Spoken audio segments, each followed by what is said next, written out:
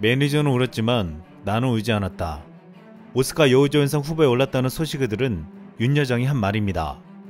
지난 15일 미국 아카데미에서 발표된 최종 후보작 발표에서 놀라운 일이 벌어졌습니다. 지난해 봉준호 감독의 기생충이 오스카 6개 부문 후보에 올랐듯이 거짓말처럼 미나리도 작품상, 감독상, 나무주연상, 여우조연상, 각본상, 음악상 등 6개 부문에 오른 것입니다. 국내에서는 2년 연속 놀라운 쾌거라면서 보도했고 우리 국민들은 뛸 듯이 기뻐했습니다. 그런데 이날의 발표에 한국은 웃었지만 중국과 일본은 오스카에 분노하며 시비가 엇갈리는 상황이 벌어졌습니다. 우선 중국이 분노한 것은 미나리와 마찬가지로 올해 아카데미 6개 부문 후보에 중국계 감독인 클로이 자오 감독의 노매드랜드가 올랐기 때문입니다. 클로이 자오 감독의 노매드랜드는 전세계 유수 영화제에서 203관왕이라는 경이로운 기록을 세운 바 있습니다. 또한 아시아계 여성 감독으로는 최초로 골든글로브에서 작품상과 감독상을 수상했고 개인 통상 82관왕에 오르며 단일 시상식 시즌 역대 최다 수상 신기록을 달성한 바 있습니다. 이렇게 클로이 자오 감독이 활약하자 한국에서 기생충의 봉준호 감독에게 열광할 때 중국인들은 우리에게는 클로이 자오가 있다며 그를 중국의 자랑, 중국의 자존심이라고 대서특필하며 찬양했습니다. 하지만 8년 전에 클로이 자오감 발언이 알려지면서 상황은 한순간에 급반전되었습니다. 지난 2013년 자오 감독은 미국 영화 잡지 필름메이커와 인터뷰에서 14세에 중국을 떠나 영국 런던으로 유학한 이유를 질문받았습니다. 그는 당시 그 이유를 내가 10대에 고국을 떠난 이유는 중국은 거짓말투성이었기 때문이라고 말했습니다. 또한 올해 초 호주의 온라인 매체와 진행한 인터뷰에서도 자신의 정체성이 중국이 아닌 미국에 있다고 말하기도 했습니다. 그러자 클로이 자오 감독을 치켜세우던 중국 네티즌들과 매체들은 빠르게 등을 돌리며 그를 배신자라고 비난했습니다. 그리고 4월 23일 중국 내 개봉 예정이던 노매드랜드에 대한 소개 역시 유명 영화 웹사이트에서 완전히 삭제되었습니다. 분노한 중국 네티즌들은 그에 대해 중국인인가 미국인인가 라며 비꼬았고 그가 미국인이라면 왜 우리가 그의 성공을 축하해야 하는가 라고 비판하기도 했습니다.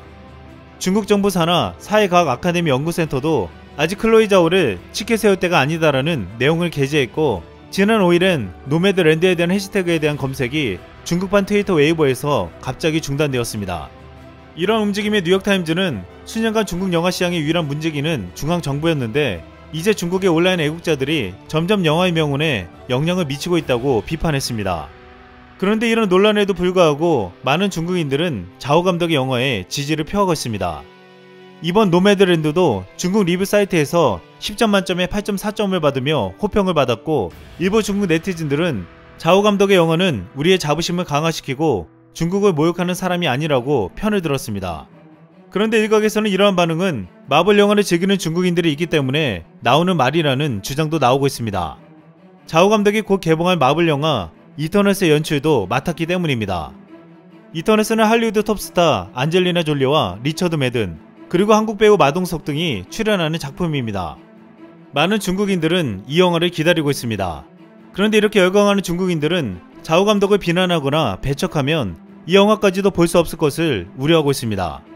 평소 국수수의 성향으로 잘 알려진 관영 매체 한츠스버의 후시진 편집장은 자오 감독의 과거 발언 때문에 비판받을 수 있지만 영화 개봉마저 막을 필요는 없다면서 중국은 갈등과 불이치를 받아들일 수 있어야 한다고 말했습니다.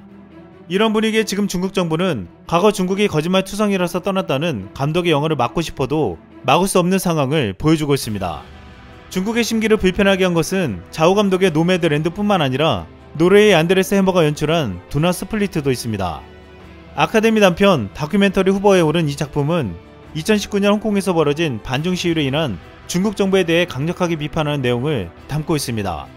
중국 네티즌들은 이 작품을 비판하며 이를 후보로 올린 아카데미까지 비난하고 있습니다. 그런데 중국 못지않게 일본도 실망감을 넘어 오스카 발표에 당혹스러워하고 있습니다. 일본은 지난 애니메이션 귀멸의 칼날이 2001년 센과 치히로의 행방불명을 제치고 역대 흥행 수입 1위에 올랐다고 자랑했습니다. 귀멸의 칼날의 흥행 기록이 더욱 경이로운 것은 센과 치히로가 300억엔 고지를 밟기까지 253일이 걸렸지만 귀멸의 칼날은 불과 73일 만에 이 기록을 깼다는 것입니다. 이 애니는 코로나가 확산되는 상황에서 가족의 소중함을 느끼게 해준다는 평가를 받으며 일본 사회의 주목을 받았고 NHK가 메인 뉴스에서 약 20분간 특집으로 다룰 정도로 사회적인 현상이 되었습니다. 그런데 일본의 자랑이라 여겼던 귀멸의 칼날이 오스카 후보에도 오르지 못한 것입니다. 일본은 기대했던 오스카 장편 애니메이션상 후보 지명에 귀멸의 칼날이 오르지 못하자 귀멸의 칼날 오스카 후보 불발이라는 제목을 앞다투어 속보로 내보내며 실망감을 나타냈습니다.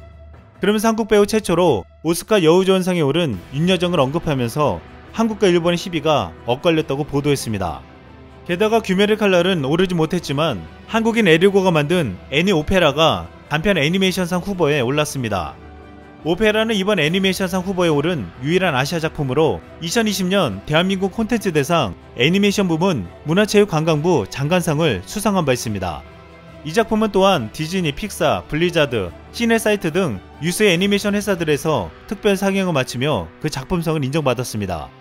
일본 언론과 네티즌들은 자신들의 자랑스러운 작품이 오스카에 관심에서 밀려나고 한국의 영화와 애니가 주목받는 것을 부러워할 수밖에 없었습니다. 그리고 이번에 중국 클로이 자오 감독의 발언을 중국이 문제 삼은 것처럼 지난해 오스카에서도 일본도 마찬가지로 섬뜩한 말을 들은 적이 있었습니다. 지난 92회 아카데미에서 봉준호 감독이 오스카 사관왕을 하면서 한국의 위상을 드높였을 때 유일하게 일본에서도 분장상을 받은 일본 태생의 미국인 가즈히로 치즈가 있다고 말했습니다. 일본 언론들은 그를 일본이 낳은 영화인으로 치켜세웠습니다. 일본 언론은 수상 직후 그에게 일본인으로서 정체성과 일본에서의 경험이 수상에 어떤 도움이 되었냐고 물었습니다. 그러자 그는 미안하지만 난 일본을 떠나 이제 미국인이 됐다. 꿈을 이루기 어려운 일본의 문화가 싫다. 그 문화가 싫어서 일본을 떠났고 난 지금 미국에서 살고 있다 라고 말했습니다. 이 질문을 한 일본 언론은 사색이 될 수밖에 없었습니다. 영화를 하는 이들은 국적을 가리지 않고 자유를 갈망했고 무엇보다 솔직했습니다. 그들은 거짓말투성이인 중국을 떠났고 꿈을 이룰 수 없는 일본을 빠져나왔습니다. 그리고 그들은 미국에서 그 꿈을 이뤄냈습니다. 하지만 한국의 창작자들은 창조와 경쟁이 자유롭게 펼쳐지는 한국에서 놀라운 작품을 만들어냈습니다. 미국에서 작품을 만드는 것이 아닌 우리의 터에서 놀라운 작품을 만들어 미국에 가서 인정받았습니다. 한국 영화계는 1990년대부터 독특한 아이디어를 가진 사람들이 모여 실험적인 시도를 마음껏 할 수 있는 환경과 분위기가 조성되어 왔습니다. 또한 대규모 자본이 들어오면서 상업성까지 갖추게 되었고 훌륭한 감독과 뛰어난 작품들이 나오기 시작했습니다. 여기서 배출한 봉준호, 박찬욱, 김지훈, 이창동 등 한국 감독들이 만든 작품들은 한국을 뛰어넘어 전 세계에서 인정받기 시작했습니다. 한국은 민주주의가 발전하고 경제력이 커지면서 자연스럽게 영화도 그에 맞게 성장한 것입니다. 이것은 지금 시점에서 중국, 일본과 비교되고 있습니다. 봉준호 감독은 한 인터뷰에서 이렇게 말했습니다.